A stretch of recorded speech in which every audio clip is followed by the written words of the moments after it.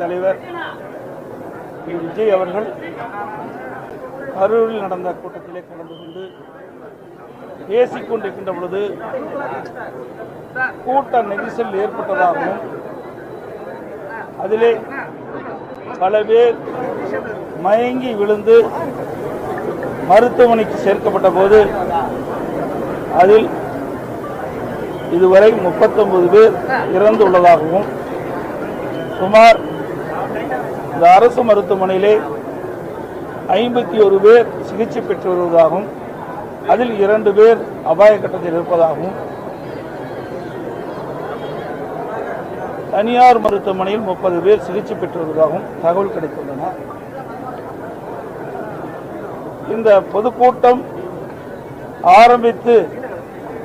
கொஞ்ச நேரத்திலேயே சிறிது நேரத்திலேயே இந்த தள்ளுமுள்ளு ஏற்பட்டு அப்பொழுது எங்களுக்கு ஊடகத்தின் வாயிலாக கிடைக்கப்பட்ட தகவலின் அடிப்படையில் அந்த மின்சார விளக்குகள் அணைந்ததாகவும் மின் விளக்குகள் அணைந்ததாகவும் அப்பொழுது ஏற்பட்ட தள்ளுமுள்ளின் காரணமாக எவ்வளவு பேர் அந்த கூட்ட நெரிசலில் சிக்கி அதனால் உயிரிழப்பு ஏற்பட்டதாகவும் தகவல் கிடைத்திருக்கிறார். இது செய்தியெல்லாம் வந்திருக்கு, எல்லா ஊடகத்திலையும் பத்திரிகை